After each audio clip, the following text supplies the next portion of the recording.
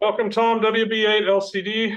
I'll let you introduce yourself, Tom, but we'll hand it off to you. Thank you for joining us tonight. Okay, well, I appreciate the opportunity to get together with you all tonight, and I'm really going to try to make the midnight steak cookout for field day this year. Just you guys weren't on my loop this past year, but I didn't forget that the first year that I came around. So that's on my list of things to do. Anyhow, I've been a ham for a long time. I got licensed in 1968. Actually, I took the test in December of 1967, but it took them till February to get the license graded and back to me. So I got my license in 68. And I had a 2-year novice license. I was call sign WN8AAB. And like a dumb kid, I let that go at the end of 2 years. And within 6 months, I realized that that was the wrong thing to do. So within that 6 months, I did get relicensed with a technician class license, and I've been WB8LCD ever since. And a lot of times people tell me, well, you ought to get a 1x2 or something like that call sign, make it easier, or get your initials, or whatever the name of my dog. And I just kind of say, you know what? I've been WB8LCD for a long time. I've been WB8LCD longer than I've been a husband. I use that occasionally. I've been WB8LCD longer than I've had kids. It's kind of been something that's been a staple in my life for a long time. And I've thought about changing it in the past, and I just couldn't pull the trigger on it. So WB8LCD is a vanity call for me because I chose it. I just don't have to pay for it. I chose it as opposed to going with something else, basically is what I'm saying.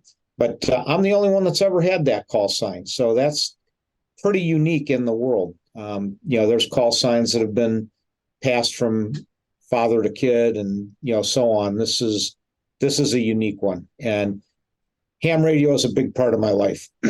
I'm probably not the best ham in the world, but it's a big part of my life. I think other than that 6-month period, the only other time that I've been off the air for any amount of time was when my youngest son was in high school. For the last 3 years of high school, he got into the tropical fish hobby, and almost every night for about 3 years, he and I would clean fish tanks and then argue about how it should be done. So he moved out, and I don't think he was out of the house. I don't think his brake lights were out at the end of the street on his way to college, and I was already on my way to get a new radio. So ham radio is important to me. But as I get older, one of the things that I another mistake that I made in life growing up was I never paid too much attention to history. And now that I'm a little bit older, and I feel like I'm pretty old, but whenever I meet with hams, I meet a bunch of guys that, inevitably some of them are older than I am. But history plays more of a role in my life now that I've lived through some of it. And it's certainly more interesting to go back and look at it in the past. And I've got a short presentation here that I'll click on just with some bits of amateur radio history. I don't want to try to go through everything, so I've only got about 140 slides, and we'll try to get through them real quick. Yeah, I'm kidding. Not near that amount. But I'm going to bring that up, and then we'll just go to town with some things that I think, it's important. And I think it's important to know a little bit about ham radio history. And I'm going to tell you a lot of things that a lot of you probably already know. Several of you probably already forgot. But just things that I find fascinating about ham radio when I look at it. And the other thing that I think is really interesting is if you put ham radio into the context of history, think about this world being here for maybe hundreds of millions of years. And ham radio is a relatively new phenomena, just barely over 100 years old. So we don't have a lot of history in relationship to the world. But I'm not going back all the way to the beginning.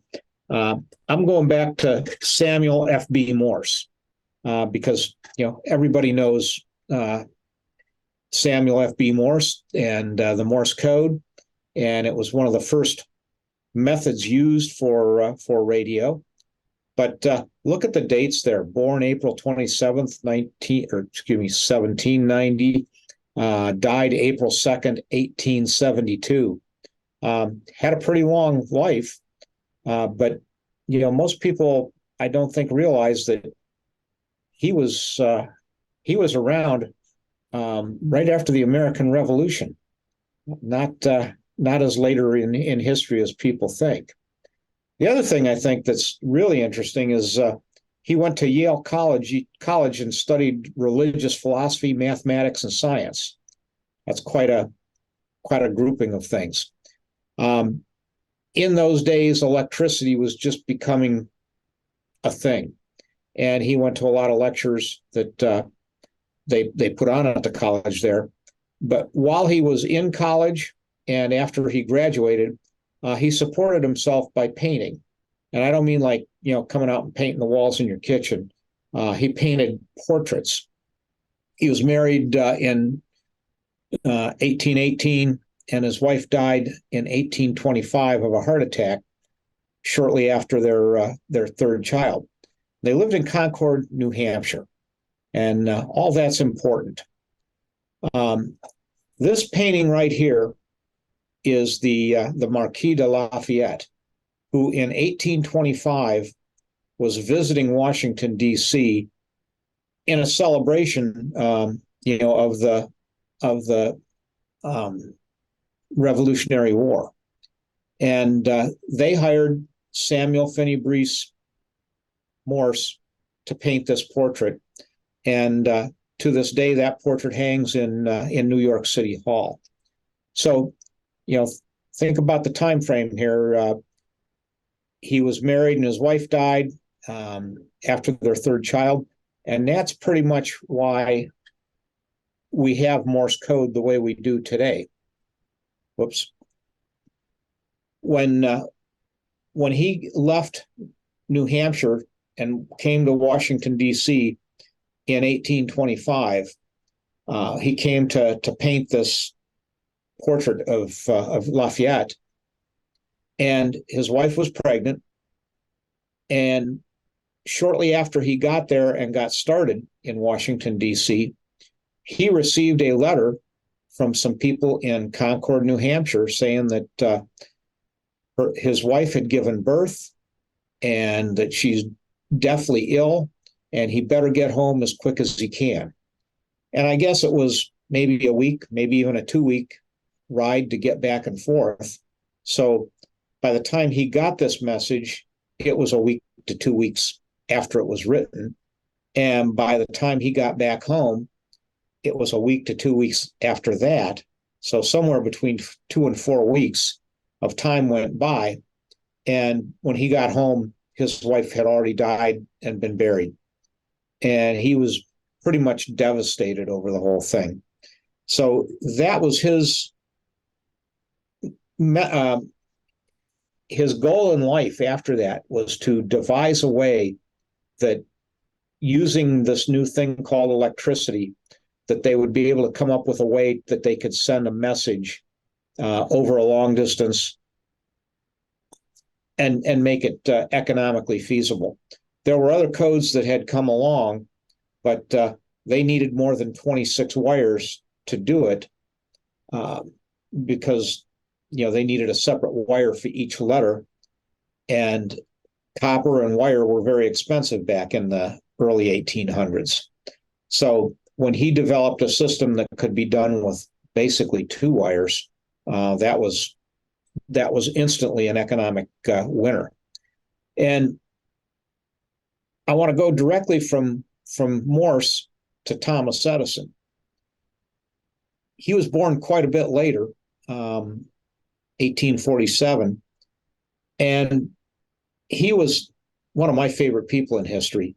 Very fascinating guy, did a lot of interesting things. And if you ever want to find an interesting quote that you can use, there are a whole lot of Thomas Edison quotes that I really enjoy. My favorite one is, I know of at least 10,000 different ways to make a light bulb that doesn't work, but I only know of one way to make one that does work. And that speaks to the tenacity that he had with working on that. He failed over 10,000 times, and but he didn't quit until he got it done. Anyhow, growing up, Thomas Edison became a very, very famous telegrapher, and he was a telegraph operator. Started out in Northwest Ohio, and at a very young age. And as a telegraph operator, anybody could walk in, and if they had learned the Morse code, they could become a telegraph operator in rural Northwest Ohio. But as you got better at the job, you got better assignments. So he probably moved to a Cleveland office. The best assignments that you could get was between Washington, D.C., New York City, and Baltimore. And he finally got to the point to where he got one of those runs, and he had a reputation as being the hotshot new guy. And as you all know, when the hotshot new guy comes in, the first thing that happens is the old timers want to put him in his place. So he sat down in the chair and started receiving from one of the old timers, and this guy just went as fast as he could for about 5 minutes straight. And when he finally took a break, Edison shot back at him before he could even finish his break. Sounds like you're getting tired. Why don't you send with your left foot for a while? That's just another one of my favorite Edison sayings. So Edison and Morse, not really involved with radio per se, but a lot with the communications that led to radio, as in the Morse code. Marconi actually invented the radio. There will be some other people that say they did, but he gets credit for it. And I always call him Marconi because I can't pronounce that first name. He was born in April 1874 and lived till July of 1937. And as I go through a lot of this, you'll notice a lot of people in that time frame of both world history and U.S. history. A lot of interesting things happened. He began experimenting with electromagnetic waves, and by the end of the century, he managed to send signals over several miles with no wires. In 1898, he sent a wireless message 18 miles, and that was good enough. He patented his system. He sent and received those radio signals in Italy. In 1901, he got a Nobel Prize in Physics with Carl Braun for their contribution to radio. And then in December of 1902, they had the first transmission from a Marconi station in Nova Scotia, and it was the first radio message to be heard across the Atlantic. And from there, it just went on. Marconi started the Marconi Radio Company, one of the first commercial endeavors that had anything to do with radio. And one of the things that he did, and his market was ocean-going ships. If he could put a radio station on a ship, shipping was a real common way of moving goods, back in those days. And once they went out to sea, they had no way of knowing where the ship was, what was going on, or when it was going to be in port. So being able to communicate by radio was a huge step forward for them. In that respect, this is just another interesting story about a Canadian by the name of Reginald Fessenden. He worked for a fruit company in North America, and they had ships at sea all over the place, and he was one of their radio operators. And on December 24th, 1906, still during the days when Morse code was what was being used, he transmitted the first radio voice broadcast to the crews and ships of the United Fruit Company all over the Atlantic and the Caribbean. After calling CQ, he took the mic and spoke, and they were all pretty much surprised at that. He played a song off an Edison phonograph. His wife and him wished everybody a Merry Christmas, and his assistant, Mr. Stein, is the first recorded case of mic fright. They handed him the mic, but he was unable to speak. So that was verified by ships all over the North and South Atlantic, long before anyone thought that talking over the radio was anything. Of course, there was no broadcasting industry at the time. Then the big thing happened that probably has more influence on radio than a lot of people realize, and that was the sinking of the Titanic in April of 1912. And again, radio played a big part there. And that's kind of what the Marconi radio room on the ship would have looked like at the time. And actually, the radio operators were given a lot of credit and props for being the last ones off the ship. They stayed at their station and worked and called CQ. Well, they didn't call CQ, but called for as long as they can. Now, what they did call was kind of controversial, because in the United States, the recognized distress call was SOS. So in Morse code, everybody knows that as did it, da da da, did it.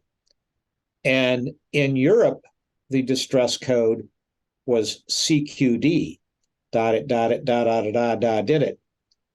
And this ship was coming from Europe with European radio officers on it. Guess what they were sending? They were sending CQD. And a lot of people heard that signal, but didn't know what it meant. So a lot of them didn't respond. Another thing was the radio operators on most of the ships that they saw out at sea, it was a 9-to-5 job.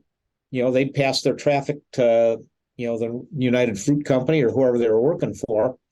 And then they got off at 5 and did whatever they wanted to do.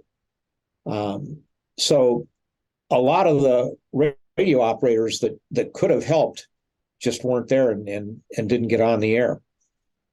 So again, the Titanic sank in April of 1912, and Congress passed the Radio Act of 1912 on August 17th. So probably one of the quickest things that our government's ever done. And at that time, they mandated that all radio stations in the U.S. be licensed by the federal government, as well as mandating that all seagoing vessels continuously monitor distress signals 24 hours a day. So two big things. Ships had to have their radio operators at least listening on the air 24 hours a day, and all radio operators, including amateurs, had to be licensed. So when they made that law, they decided that they would put us amateurs on the wavelengths below 200 meters and limit us to a kilowatt of input power. And they thought that, well, that they won't be able to get out of their backyard, is what someone said. They thought the wavelengths below 200 meters were worthless. And of course, we all know they later became the shortwave bands and became very valuable for radio communications.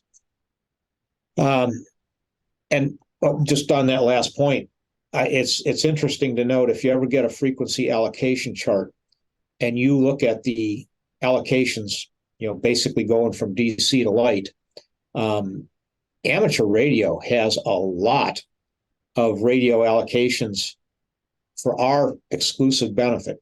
Sure, we have some that are shared, but we have a lot of radio frequency spectrum that basically belongs to us. although with the stroke of a pen of Congress again, they could take it away from us.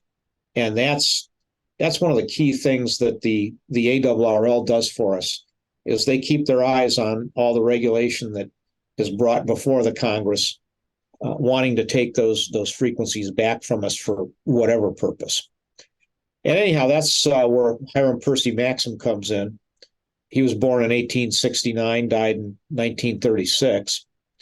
He was born in Brooklyn, and his father was Sir Hiram Stevens Maxim, and his uncle was Hudson Maxim. And the family business was primarily smokeless powder for gunpowder. In fact, Hudson invented the machine gun, the Maxim machine gun, and Hiram Percy Maxim graduated from MIT at age 17 with a degree in mechanical engineering. And he worked with acoustics also. He invented the Maxim silencer for weapons, and also used that same technology and invented the muffler on the car, which we still pretty much use today. He moved to Hartford and established the Columbia Automobiles. He participated in the first race in America in 1899. He won. His car won. The other car was a Stanley Steamer, and they couldn't get it started. And one of the things that, if you look at the time that he was active in doing things, 1914, he started the ARRL, and bring that on out through the teens, the teens and the 20s. Everybody in America at the time was interested in astronomy, and they especially were interested in the planet Mars. And don't forget, it wasn't long after all this that the War of the Worlds played on the radio and created such a big mess. Anyhow, his first call sign was SNY. After the law came about, he was given the call sign 1WH. And then after World War I, when the laws changed again, he was given the call sign 1AW. And after that, it became W1AW. He created in the ARRL in 1914 because he needed there needed to be a organized group of relay stations to pass messages via amateur radio. So, National Traffic System, ARRIs, all those things started right there at the beginning. He and Clarence Tuska started it. They started publishing QST in 1915. And it's always said that Maxim insisted upon the highest ethics and standards within the organization. And that was one of the things that kept the ARRL above any other organization that tried to come along. In 1914, Maxim appeared before the Commissioner of Navigation and secured the concession of operating relay stations on 420 megahertz, I think it is, or 420 meters instead of the usual 200, to facilitate long distance relaying. And in 1918, right after World War I, the Secretary of the Navy wanted to control all radio communications in the United States. And he was known that if it were up to him, he'd eliminate amateur radio. So during World War I, amateur radio was taken off the air by the government in April of 1917. On November 11th, 1918, the war was over, and the ban on amateur radio receiving was lifted on April 12th, 1919. So that was almost 6 months later. But Secretary Daniels of the Department of the Navy didn't want amateur radio to exist. So, he said, you can all be shortwave listeners, but I don't want you talking to each other. The ARRL was pretty much decisive in getting certain representatives together in the House of Representatives And William Green introduced a resolution asking the Department of the Navy to explain why the transmitting ban hadn't been lifted. And after a month went by and the Department of the Navy just ignored it, he issued a joint resolution to Congress that was signed by just about everyone. And it just said that Congress was directing the Secretary of the Navy to remove restrictions on the use and operation of amateur radio stations throughout the United States. Resolved by the Senate and the House of Representatives, America and Congress of the United States of America and Congress assembled, that the Secretary of the Navy be, and he is hereby directed to remove the restrictions now existing on the use and operation of amateur radio stations throughout the U.S. And on September 25th, 1919, the Director of Naval Communications announced the removal of restrictions and amateur radio and the resumption of the authority by the Bureau of Navigation and the Department of Commerce, as opposed to being controlled by the Navy.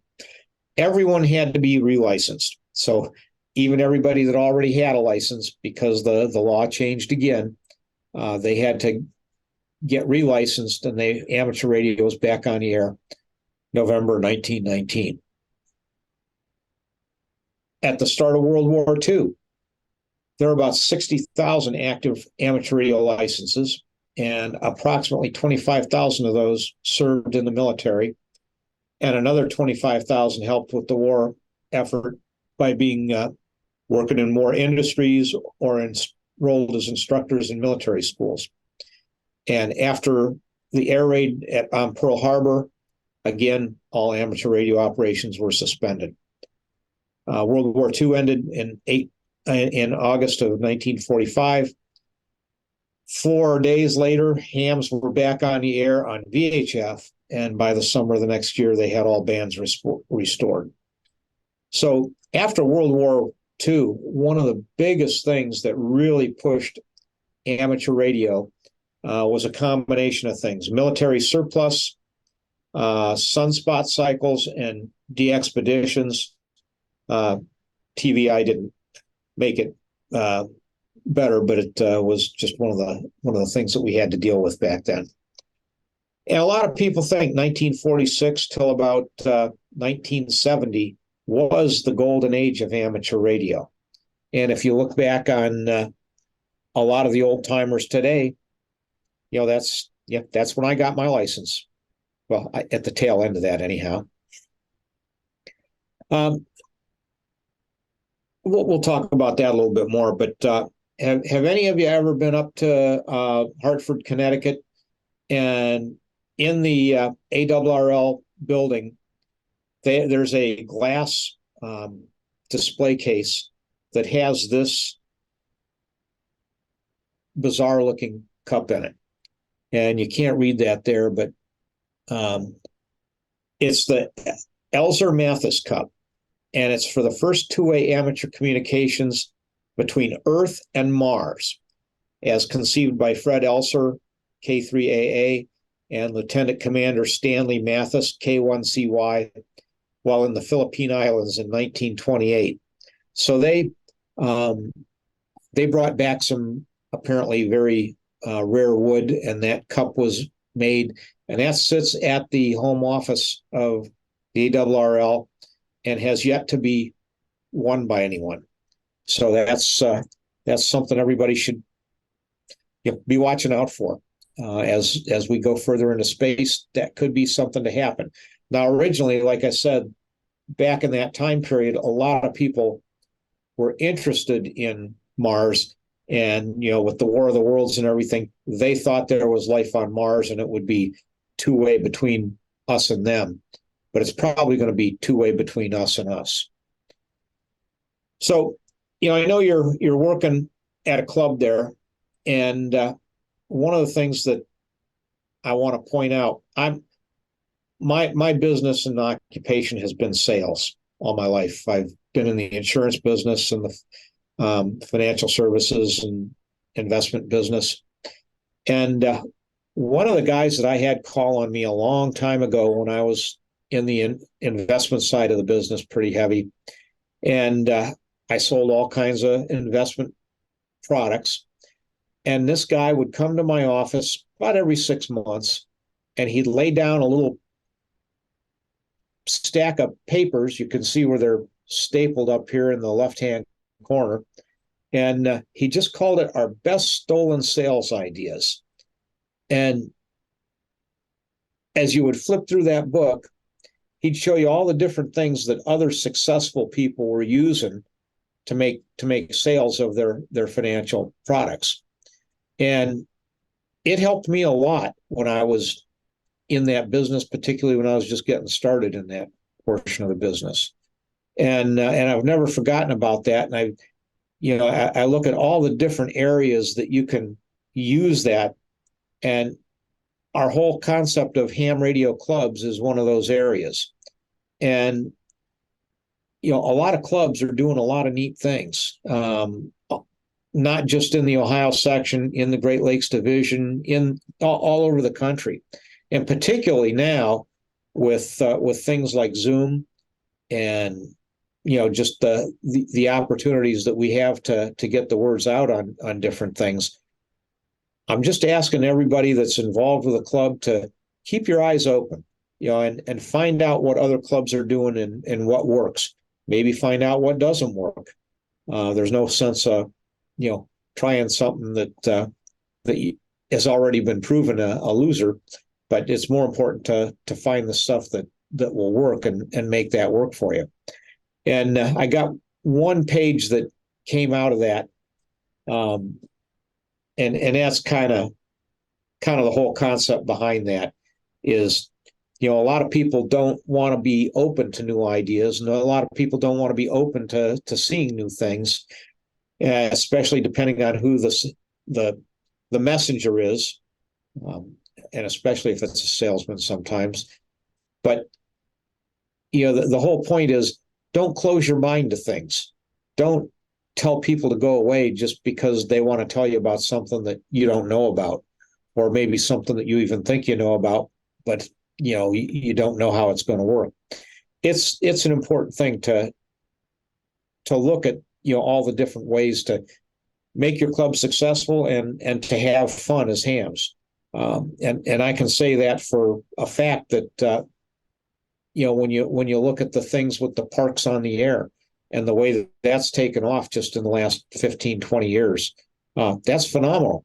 Someone had an idea about going out to a park, and then the ARRL picked up on it and did the national parks on the air. And now POTA is just, probably one of the biggest operating events that we have in amateur radio right now. So I always put this as one of my last slides. It wasn't 140, but I don't know what the future is. I don't know where ham radio is going to end up. I don't know how it's going to come out. I can ask Madam Papini, and she can't tell me either. So we're kind of on our own to figure this out. And that's where while we're on our own together. One of the things that really is a hallmark of our society is things are changing, and things are changing fast. And, a couple of years ago, a guy ran for president, and I thought it was very foolish because his motto was hope and change. And, the only thing I can think of is most people don't like change. And, when I look back at ham radio operators, particularly older people don't like change. That didn't seem like the way to go, but it worked out all right for them. And, we don't like change, but yet change is coming. And if you look through all that history of what went on, there has been a lot of change through those years. And even if you look at that 1946 to 1970 being, the golden age of ham radio, they were good times. A lot of really good things happened. But look at where we are today and some of the things that we're doing. They didn't have satellites in space. They didn't have astronauts on the space station with ham radio licenses. They didn't have the digital opportunities that we have today. They couldn't go out and buy a radio for $1,000 that would do all the different things that we can get, done with a radio today. It's an interesting time to be involved, and I think if you really want to get, like a lot of things, if you really want to have the most fun with it, get involved. There's a couple ways to do that. There's the old saying, get your butt in the chair and get on the air. And, I like getting on the air. I haven't been on the air as much as I would like to be, simply because I'm running ragged, but I'm all over the place with my business and with being section manager. Of course, I wouldn't be doing it if I didn't enjoy it. So, but I would like a little chance to get on the air a little bit more. But like I said, I'm an older guy, just like some of you are. I'm working on a system right now to get a new radio going in my shack here for working satellites. And I've got an ARRL rotator and computer software to tie the whole thing together, point the rotator at where the satellite's supposed to be, let the software move it as the satellite passes by. Just things like that. That's something that, a lot of kids might find interesting. But if we don't, get out there and do some of those things, they won't see it. They like doing the communications with their phones. I'm not big on the phone, but there's a lot of things you can put on your phone that will tie into amateur radio. Echolink for one of them. That's kind of a neat thing. I used to tell people that I've still got a 2-meter radio in my car. Our local repeater is hooked up to Echolink. And for about 2 years, about 4 or 5 years ago, for about 2 years straight, there was a guy from Moscow that got on the air on Echolink, hooked into our repeater every morning about the time I was driving to work. And, to me, that's just really cool that I can be sitting in my car driving and talking to someone in Moscow. Everybody says, well, I can call anywhere in the world with my cell phone. It's like, yeah, go ahead. Who are you going to talk to in Moscow? We've got an opportunity to reach out and touch people all over the world in a way that nobody else does. And I think it's important that we make sure that our hobby lasts into the future, and that we bring more people into it. And I do have some other ideas on that, but probably shortly after the first of the year, we're going to be doing a Zoom style Ohio section convention, and it'll have a lot of different tracks to run on, all done on Zoom. We'll have several different Zoom accounts set up so you can kind of pick and choose what you want to do. And you might not be able to do it all, but hey, it's great to have choices and have to make choices on things like this. But, ham radio still has a place in our world today. The ARRL still has a place in ham radio today. And I think it's a pretty important place. Has anybody already voted in the election that we have? Yeah, I don't see too many hands coming up, but I see a couple. I've looked back through some records, and it looks like out of all the ham licenses that are active in the United States, only about 20%, 25% of those active licenses are ARRL members. There's like 770,000 ham licenses. And when I say licenses, we don't know how many are club licenses. We don't know how many are guys that, are SKs. We don't know. So it's kind of hard to make an accurate number out of it. But only 20 to 25% represent the national, or are members of the national organization that represents us, that, saved us from being eliminated at least a couple of times in our history so far, and works really hard to keep us on the air, because again, there are lots of business uses for radio. They'd love to have our frequencies. There's lots of government uses. They'd love to have it. There's lots of military uses. They'd love to have it. And especially as radio spectrum has gone in the last number of years, it's become a commodity that's worth millions and billions of dollars. And we got a lot of spectrum. So we need to protect it. The other thing that I notice is that out of that 20 to 25% of active amateur radio licenses that are ARRL members, I've always looked at the reports that they give for section elections and division elections, and it's only about 20 to 25% of those that actually cast a ballot. So it's a very small percentage of amateur radio operators that are picking the people that are going to represent us and work on our behalf. And I think it's really important. And I'm saying, I want you to vote your conscience. I want you to vote for whoever your guy is, but at least vote. At least the easiest thing to do. It took me about a minute and a half to follow the link on the website and cast my ballot. It's not like we've got a whole lot of things going on right now. The ballot that's out there is only for the Great Lakes Division director, and as you probably know, Dale was stepping down because his wife has had some health problems, and Scott's running for the position as the prior vice director, and Michael Coulter is running for the position also. So the vice director position opened up, and there was only one person that applied for that, Roy Hook.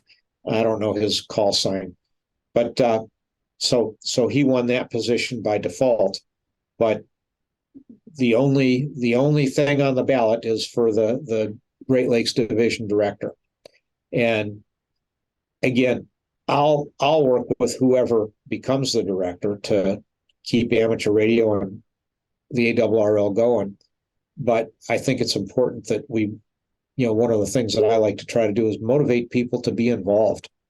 Just like you need people to be involved with all the things that you've got going on in your club, ARRL is just another club, and we all need to support it, or bad things will happen. And again, I don't know. Let's see here. Yeah, I'm kind of getting long, so I will put it back to you and say, what would you like to talk about for? Yeah, I'll be here as late as you need me to be and talk. But I think that history supports that the ARRL is a good thing for us. We just need to. It's our responsibility to keep it and keep it working on our behalf. So I'll end with that and open it up for any questions that anybody has.